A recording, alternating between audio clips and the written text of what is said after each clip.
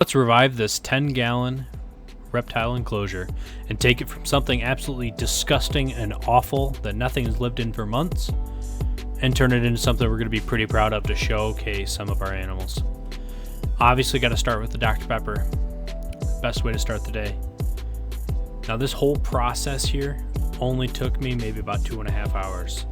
So it's not an all-day thing. You can do it.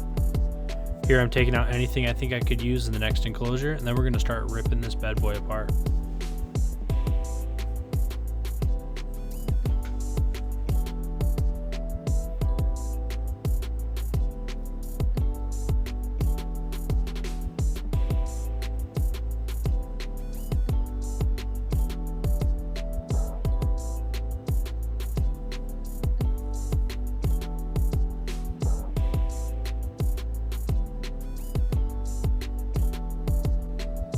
Spray foam.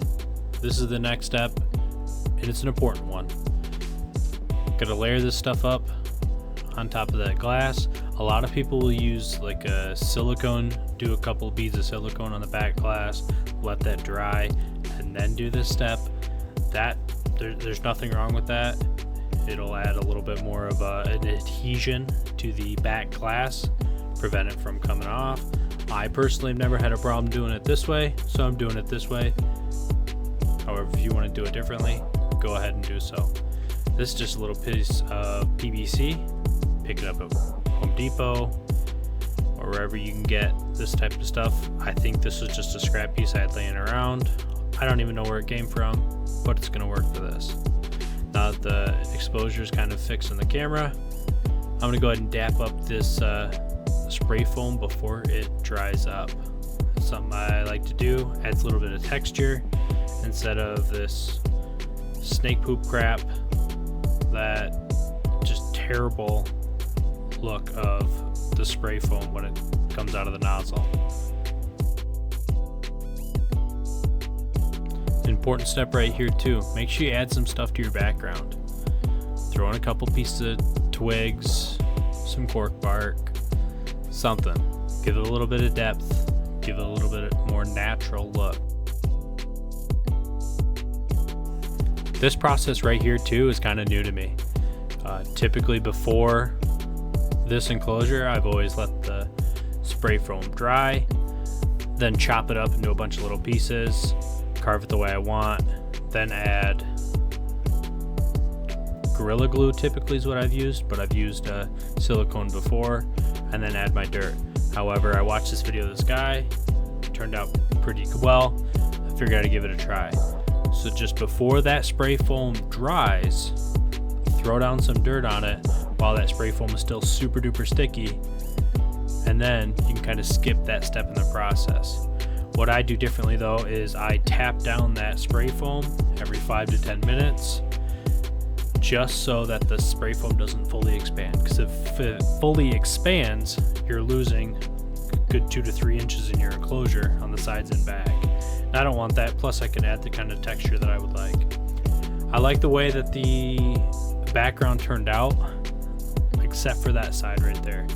I don't particularly love that the dirt didn't stick super well to it, but that's okay, we can always fix that with this decorating step. Or if I wanted, I could always go and add some silicone or super glue, throw some dirt on that, and you won't even be able to know. Now, because my nozzle broke on my Gorilla Glue, having to do it this way by adding a little bit of super glue to the moss really helps with that adhesion, so you can kind of stick it wherever you want it, and you don't have to worry about it falling down, especially if your animal's gonna crawl on it. And of course, I shouldn't have to say this, make sure it dries before your animal goes in.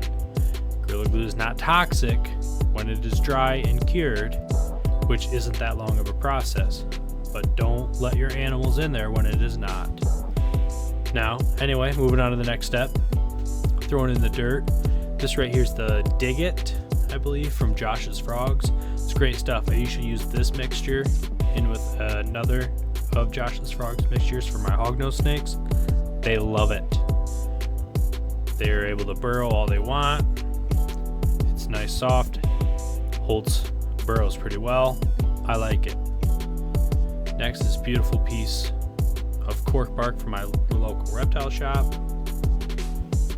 Just icing on the cake.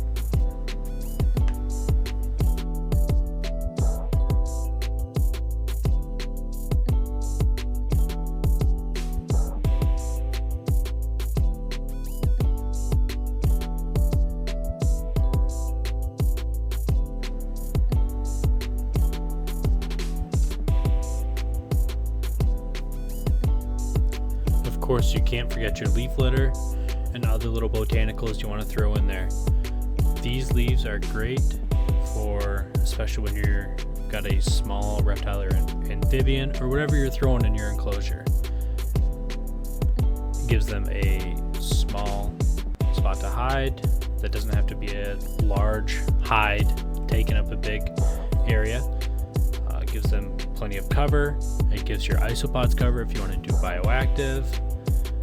They're great. Don't sleep on them.